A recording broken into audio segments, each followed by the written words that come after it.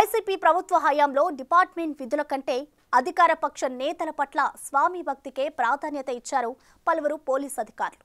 కూటమి ప్రభుత్వం పగ్గాలు చేపట్టగానే పోలీస్ శాఖలో ఉన్నత స్థాయి నుంచి ప్రక్షాళన చేపట్టి సమర్థతకే పట్టం కడుతూ వస్తోంది.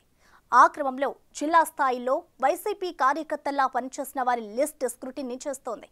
అయినా కొన్ని జిల్లాల్లో పలువురు అధికారులు తమ వైఖరి మార్చుకోకపోతుండటంతో కూటమి నేతల్లో తీవ్ర అసంతృప్తి వ్యక్తమవుతూనే ఉంది. దాంతో ఇప్పుడు అలా స్వామి భక్తి ప్రదర్శిస్తున్న డీఎస్పీ స్థాయి అధికారులపై వేటు పడుతోంది.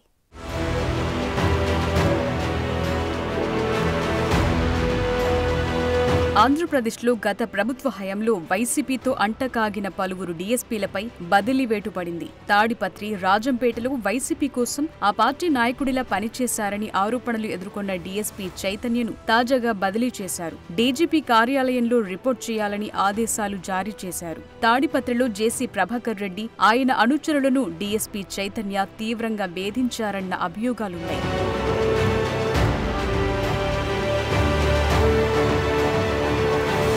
ఈసీ ఆదేశాలతో చైతన్య రాజంపేటకు బదిలీ అయినా కూడా తాడిపత్రికి వచ్చి మరీ జేసీ ప్రభాకర్ రెడ్డి అనుచరులపై దాడి చేశారని ఆరోపణలు వెల్లువెత్తాయి. రాజంపేటలో కూడా వైసీపీ కోసం డీఎస్పీ చైతన్య పనిచేశారని, విపక్ష పార్టీ కార్యకర్తలు తీవ్రంగా వేధించారని విమర్శలున్నాయి. రాజంపేట పోలింగ్ సందర్భంగా కూడా ఆయన ఓవర్ యాక్షన్ కారణంగానే మాజీ మంత్రి పెద్దిరెడ్డి ఫ్యామిలీ ఎన్నికల్లో గట్టెక్కిందని ఉన్నతాధికారులకు ఫిర్యాదులు వెళ్లాయట. ఆ క్రమంలో ప్రభుత్వం మారాక కూడా తన వైఖరి మార్చుకోని డీఎస్పీ చైతన్య ప్రస్తుతం పోస్టింగ్ లేకుండా మిగిలిపోయారు.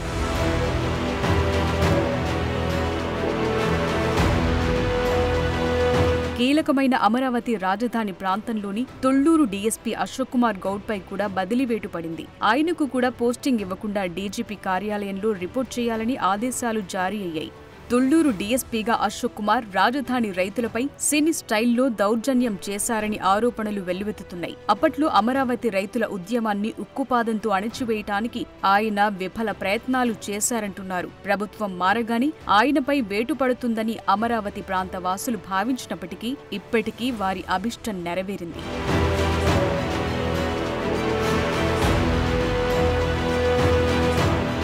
తిరుమల తిరుపతి దేవస్థానం విజిలెన్స్ డీఎస్పీలను ప్రభుత్వం బదిలీ చేసింది. కుప్పం డీఎస్పీ శ్రీనాథ్ను ఇంటెలిజెన్స్ కు బదిలీ చేశారు. అతి త్వరలో మరింత మంది డీఎస్పీలను ప్రభుత్వం బదిలీ చేయనున్నట్లు తెలిసింది. వైసీపీతో అంటకాగిన వారికి పోస్టింగ్ ఇవ్వకూడదని నిర్ణయం తీసుకున్నట్టు సమాచారం. తాడిపత్రిలో పనిచేసి టీడీపీ నేతలపై థర్డ్ డిగ్రీ ప్రయోగించిన చైతన్యపై జేసీ అనుచరులు 23 ప్రైవేట్ కేసులు వేశారు. చైతన్యపై శాఖపరమైన విచారణ జరపాలని టీడీపీ నేతలు డిమాండ్ చేస్తున్నారు.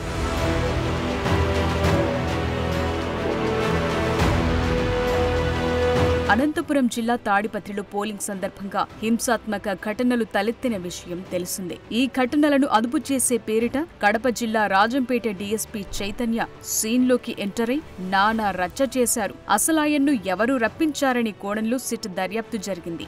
వైసీపీ ప్రభుత్వ హయాంలో డీఎస్పీ చైతన్య అరాచకాలు అన్నీ ఇన్ని కావు. తాడిపత్రిలో పనిచేసే సమయంలో వైసీపీ నాయకులు చెప్పిందే వేదంగా ఆయన పనిచేశారట.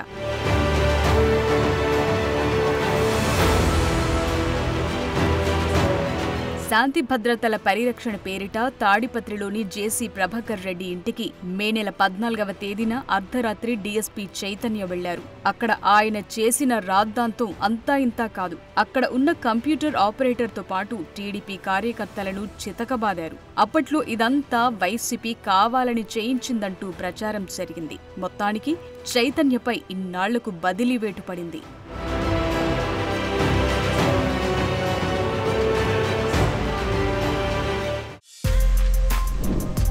For more videos like this, subscribe Big TV channel.